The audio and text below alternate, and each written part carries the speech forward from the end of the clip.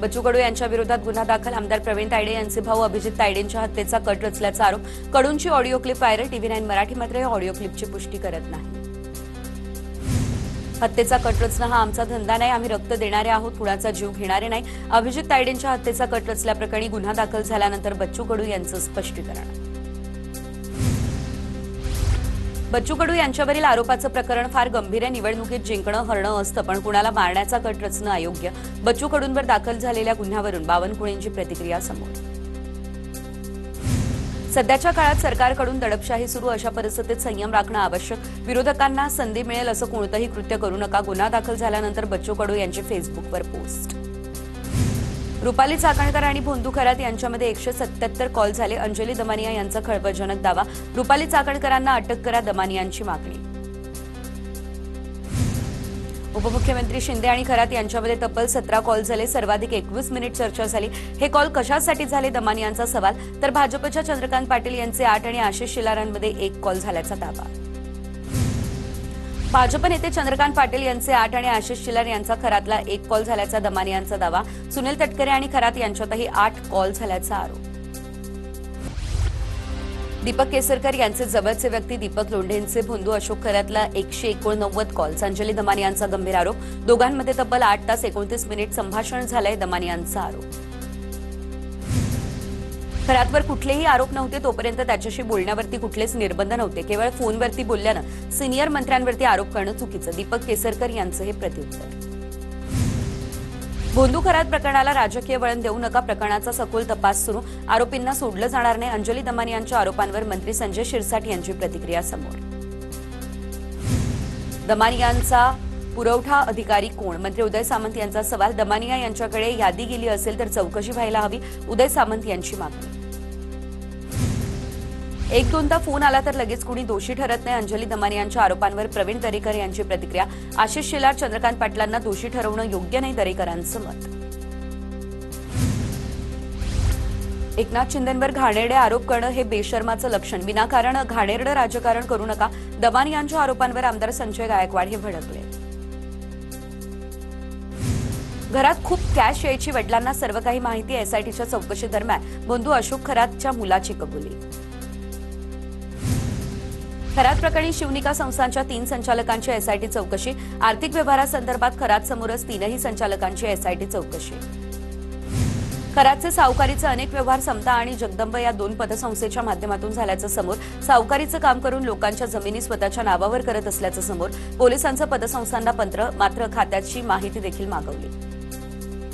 पतसंस्थांमध्ये वेगवेगळ्या लोकांच्या नावे खाती उघडून या खात्यावरती भोंदूबाबा खरातचे व्यवहार. समता पतसंस्थेमध्ये 57 खातेदारांचे 132 अकाउंट्स. प्रत्येक खात्याला अशोक खरात नॉमिनी. 60 कोटींचा व्यवहार झाल्याचं समोर. 8 खाती खरात कुटुंबियांची तर 1 खातं प्रतिभा चाकणकर आणि त्यांच्या मुलीच्या नावाचं.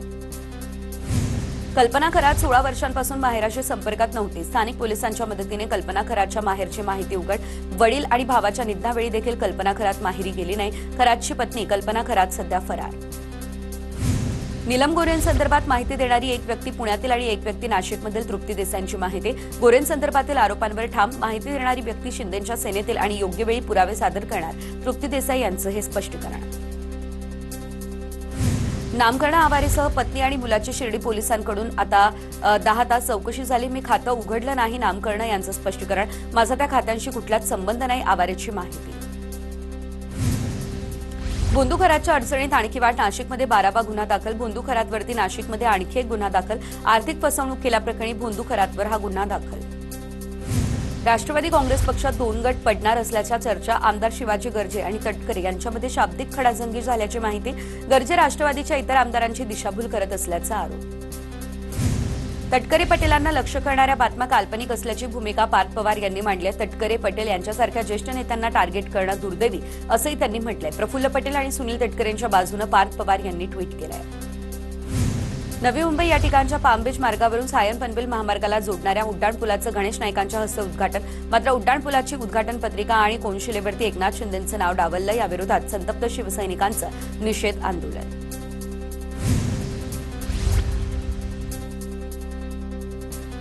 ठाण्यातला शिवसेनेचा खरा इतिहास सांगितला जात नाही. काही जण पदासाठी, काही लपण्यासाठी तर काही जण वाचण्यासाठी जातात. पालघरमधील अमृत महोत्सव कार्यक्रमात गणेश नाईकांची उपमुख्यमंत्री एकनाथ शिंदे यांच्यावरती जहरी टीका.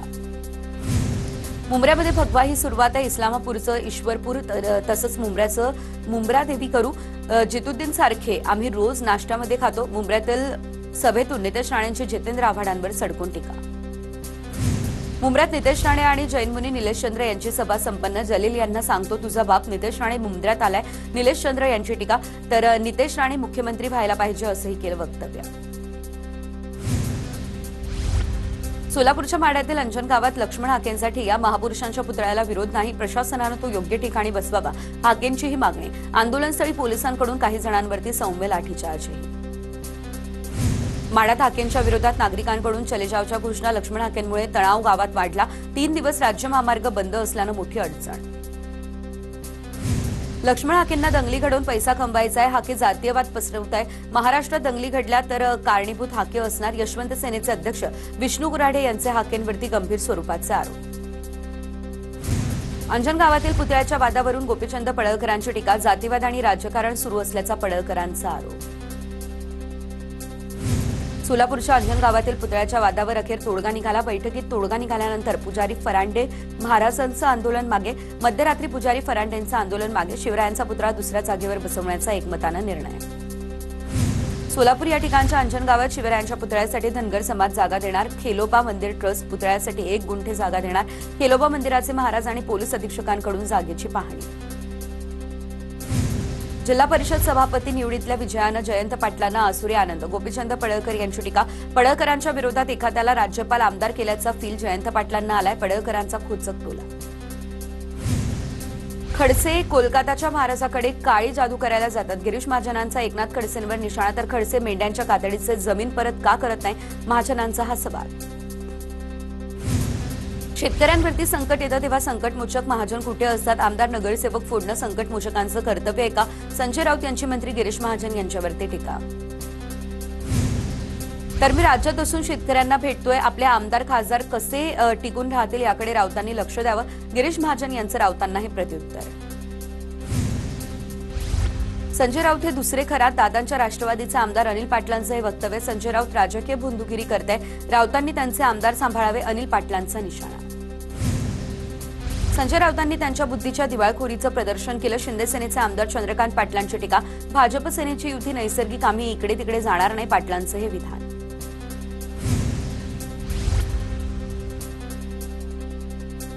जळगाव या ठिकाणच्या लग्न सोहळ्यात संजय राऊत आणि शिंदेच्या शिवसेनेचे मंत्री गुलाबराव पाटील एकत्र. गुलाबराव पाटील यांनी संजय राऊतांना नमस्कार केला. दोन्ही गटातील नेत्यांनी एकमेकांच्या भेटीही घेतल्या.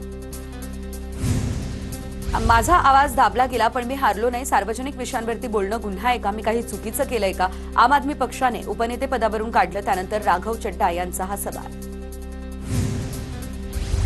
राघव, तुम्ही भाजपला मोदींना प्रश्न विचारायला का घाबरता. देशाचं संविधान धोक्यात. पश्चिम बंगालची निवडणूक चोरली जाते.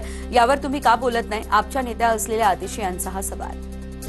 उत्तर भारतासह शेजारचे देश हादरले. दिल्ली, एनसीआर, चंदीगड आणि जम्मू काश्मीरमध्ये भूकंपाचे जोरदार धक्के. अफगाणिस्तान, ताजिकिस्तान सीमेवरती भूकंपाचं केंद्र. 4 रिश्टर स्केलची नोंद. मुंबईमधील प्रलंबित LIC इमारतीच्या पुनर्विकासाचा मार्ग आता मोकळा. कॅबिनेट मंत्री मंगलप्रभात लोढा यांच्या प्रयत्नांना यश. निर्मला सीतारामन यांच्याकडून 3 महिन्यांमध्ये सकारात्मक मार्ग काढण्याचं आश्वासन. अदानी पॉवर आणि महाराष्ट्र शासनामध्ये आता मोठा करार. 2500 मेगावॅट वीज पुरवठ्याची लेटर ऑफ अवॉर्ड प्राप्त. नीता मुकेश अंबानी सांस्कृतिक केंद्राचा 3रा वर्धापन दिन संपन्न झाला. उद्धव ठाकरे आणि रश्मी ठाकरे देखील कार्यक्रमाला उपस्थित राहिले.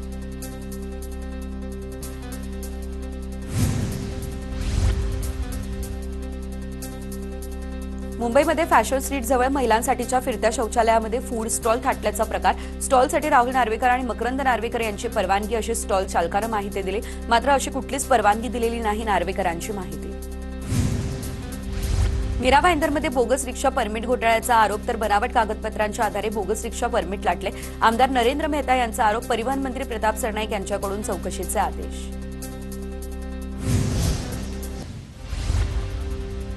नागपूर या ठिकाणी नवीन विधान भवनासाठी राज्य सरकारकडून 1000 कोटी रुपये मंजूर. नवीन विधान भवन संकुलाच्या बांधकामाला अधिकृतपणे मंजुरी. विस्तारीकरणामध्ये विद्यमान विधान भवन परिसरातील 2 भूखंडांचाही समावेश. एलपीजी संदर्भातील अफवा रोखण्यासाठी केंद्र सरकारची कठोर भूमिका. सर्व राज्यांना दररोज पत्रकार परिषद घेण्याचे निर्देश. काळा बाजार करणाऱ्यांवर बारकाईने लक्ष ठेवण्याच्या सूचना. राज्याच्या मुख्य सचिवांना केंद्र शासनाचं पत्र. छत्रपती संभाजीनगरच्या वाळूज एमआयडीसी परिसरात गॅस चोरीचा पर्दाफाश. एलपीजी टँकरचे सील तोडून चोरी करताना दोघांना अटक. 35,220 किलो गॅस आणि 2 टँकर सिलेंडर असा 1.26 कोटींचा मुद्देमाल जप्त. आखाती देशातील युद्धस्थितीचा परिणाम. मच्छीमारांच्या सवलतीच्या डिझेलवरती. सवलतीच्या डिझेलच्या दरात 23 रुपयांची विक्रमी वाढ. या डिझेलची किंमत 92 वरून 115 रुपयांवर पोहोचली. वाढत्या डिझेल किमतींबाबत मासेमारी आणि बंदरे मंत्री नितेश राणेंची केंद्रीय मत्स्य व्यवसाय मंत्र्यांसोबत चर्चा. वाढत्या डिझेल किमतींमुळे मच्छीमारांना होणाऱ्या नुकसानीची दिली माहिती. लवकरच तोडगा काढू केंद्रीय मंत्री राजीव रंजन सिंग यांचं हे आश्वासन. गडचिरोली जिल्ह्यातील अनेक वसतिगृहामध्ये सिलेंडरची कमतरता. चुलीवर जेवण बनवण्याची वेळ. कमर्शियल सिलेंडरचं वाटप पूर्णतः बंद करण्यात आलं. अमरावतीच्या तपोवन संस्थेत सिलेंडर दाखल. TV9 मराठीच्या बातमीची जिल्हा प्रशासनाकडून दखल. कुष्ठरोग्यांसाठी काम करणाऱ्या तपोवन संस्थेवरती चुलीवर स्वयंपाक करण्याची वेळ आलेली. आखाती युद्धाचा धुळ्याच्या भाजीपाला बाजारावरती परिणाम. 1000 ते 1200 रुपयांच्या टोमॅटो कॅरेटला 100 ते 150 रुपयांचा भाव. भाजीपाला विदेशात जात नसल्यानं भाव कोसळले. भाव भेटत नाही, त्यामुळे शेतकरी आर्थिक संकटात. पुण्यात क्लाउड बस्ट नसून प्रशासनाचं अपयश. पुण्यातील परिस्थितीला सत्ताधाऱ्यांचा हलगर्जीपणात जबाबदार. आदित्य ठाकरे यांची ही टीका. धुळ्याच्या कामगार नगरामध्ये अवकाळी पावसानं स्लॅब कोसळला. 2 चिमुकल्या बचावले. स्लॅब कोसळून 4 चाकी आणि दुचाकी वाहनांचं मोठ्या प्रमाणात नुकसान झालं. संपूर्ण घटना सीसीटीव्ही कॅमेऱ्यामध्ये कैद.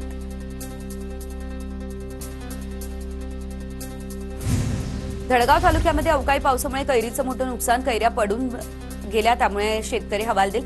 सातपुड्यातील उमराणी गावामध्ये गारपिटीमुळे कैऱ्यांचा खच पडला आणि त्यामुळे आमसूल उद्योगाला मोठा फटका बसणार.